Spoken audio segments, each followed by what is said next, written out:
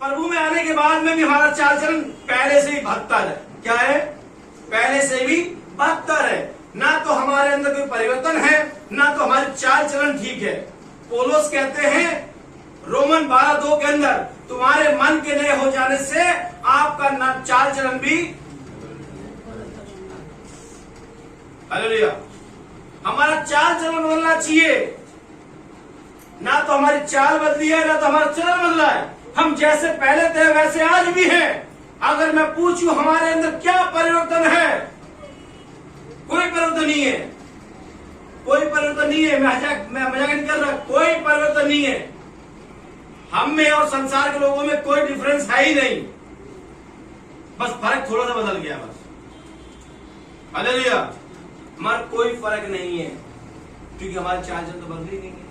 हमारी चाल चलन तो बदली नहीं है। जैसी हमारी चाल चलन पहले थी वैसी चाल चलन हमारी आज भी है। पढ़ बाबू। तुमने बहुत बोया परंतु थोड़ा काटा। क्या लिखा है? तुमने बहुत बोया परंतु क्या काटा? थोड़ा सा। और तुम खाते हो परंतु पेट नहीं भरता। तुम खाते हो, पेट नहीं भर रहा। तुम पीते हो परंतु प्यास नहीं बुझती। पी तो रहे हो मगर तृप्त हो ही नहीं रहे हो। यीशु ने सामने स्त्री से क्या कहा? मैं तुझे वो जल दूंगा जिससे तुझे कभी प्यास नहीं। तो हम कौन सा पानी पी रहे हैं? हम कौन सा जल पी रहे हैं? हम तृप्ति नहीं हो रहे। हम कौन सा आहार खा रहे हैं कि हमारा पेट ही नहीं भर रहा? हालेलुया, ध्यान रखना। हमें कौन सा आहार हम खा रहे से हमारा पेट नहीं भर रहा। पढ़ बाबू। तुम कपड़े पहनते हो परंतु गरमाते नहीं, और जो मजदूरी कमाता है वह अपनी मजदूरी की कमाई को छेद वाली थैली में रखता है। क्या लिखा है? जो मजदूरी कमाता है वो क्या करता है? छेद वाली थैली में।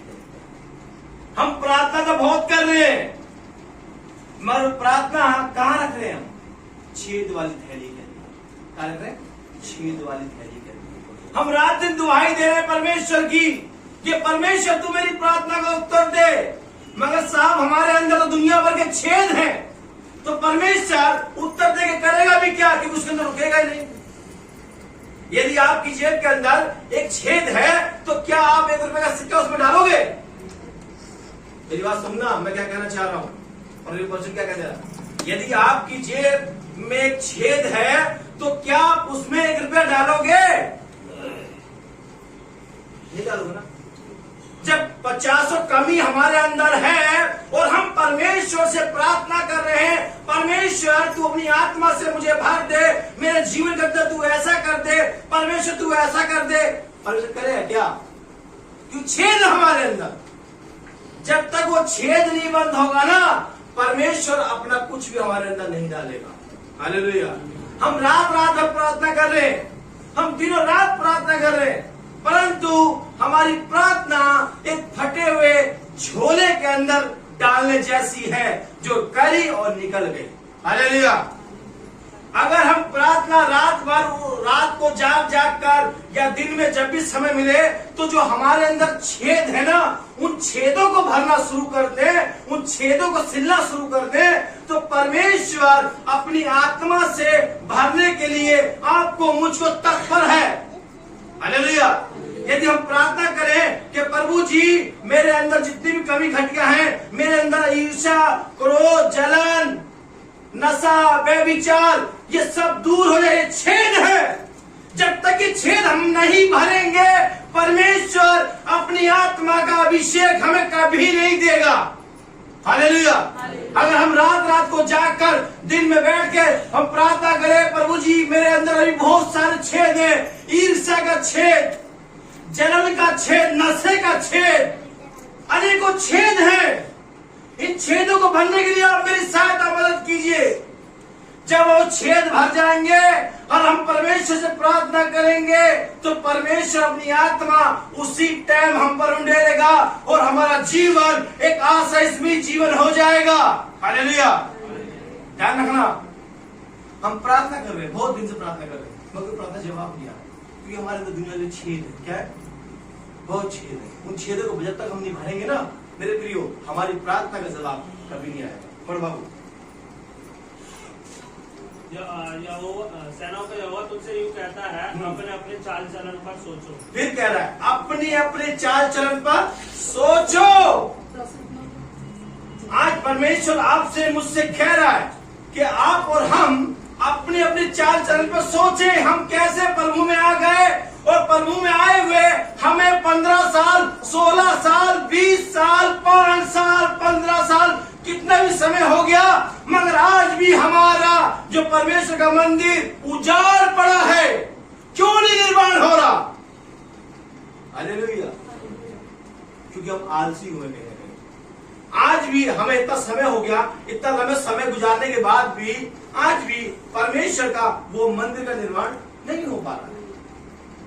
हमें कितने साल हो गए यहाँ पे, कुछ बैठने में जिन्हें 20 साल हो गए, कुछ बैठे 15 साल हो गए, कुछ बैठे 5 साल हो गए, किसी को 3 साल हो गए, मगर क्या परमेश्वर के मंदिर का निर्माण हुआ है? क्यों नहीं हुआ? कारण उसके जिम्मेदार हम स्वयं हैं, कोई दूसरा उसका जिम्मेदार नहीं है। आप एक खदान में जाकर सुनो, आप एक खदान में जाकर 50 पत्थर काट के ले आओ। क्या ले आओ? आपने 50 पत्थर काट के लिया है, उन पत्थरों को यहां लगा दिया, पत्थरों को ढेर लगा दिया। क्या लगा दिया? हमने क्या किया? ढेर लगा दिया। और एक पत्थर लुढ़क के कहीं चला गया, एक पत्थर लुढ़क के कहीं चला गया। समझना मेरी बात, मैं क्या कर रहा हूं? एक पत्थर कहीं लुढ़क के चला गया, फिर पता क्या कहते हैं? मेरी भेड़ें चुरा ली। क्या चुरा ली?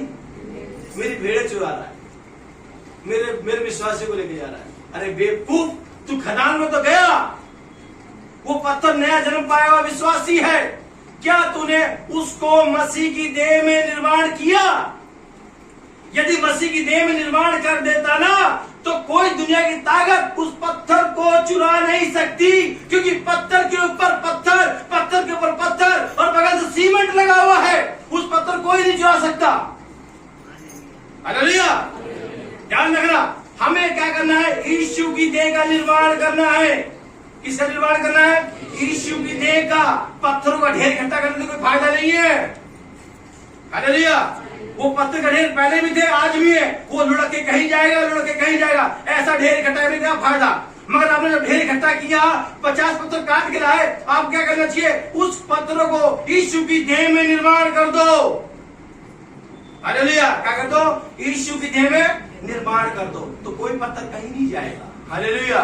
और कोई आपसे नहीं कहने पाएगा साहब आपने हमारी भेड़ चुरा ली। हालेलुया। और ना आप किसी को कह पाओगे कि आपकी भेड़ किसी ने चुरा ली, क्योंकि आपने क्या किया? उस पत्थरों को यीशु की देह में निर्माण कर दिया। हालेलुया। पढ़ बाबू।